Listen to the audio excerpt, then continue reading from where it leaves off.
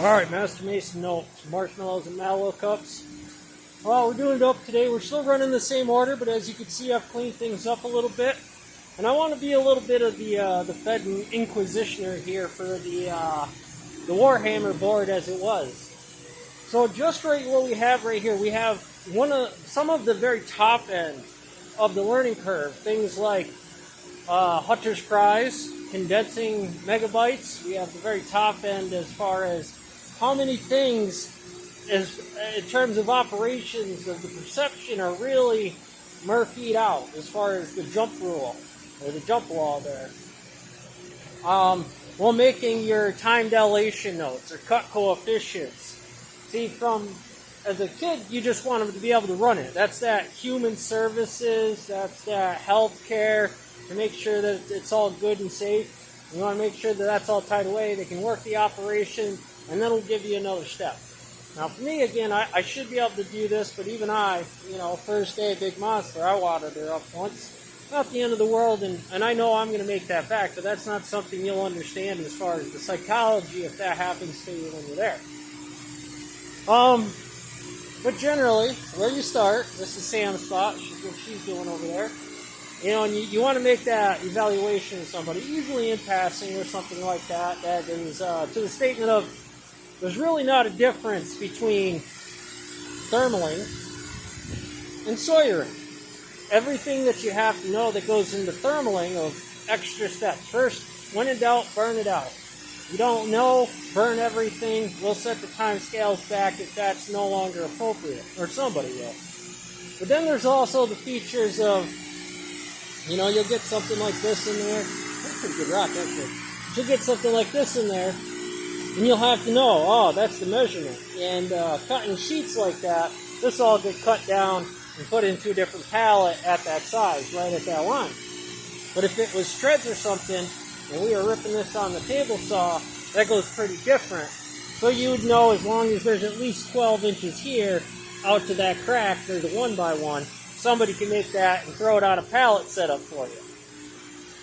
Also, you got your hose setups inside of here, you got all your systems, making sure everything is safe. Watch it in the working order first.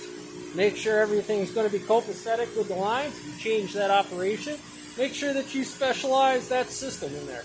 And that should be the Fed's job. When you think about where the anomalies come from. Generally somebody's going to say, once or twice over the season, you're going to pop a line somewhere. Or just they wear out on the floor. But most likely somebody dropped one on. Well, in that number, as far as the incident report starts to come up, it's not so much that there's a problem there.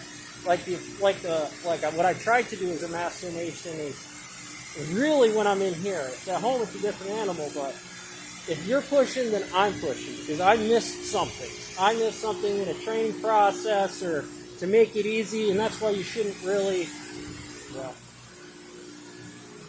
that's why you shouldn't really ever go at it like that, because the truth of the matter is that mechanic's being wrong somewhere in there.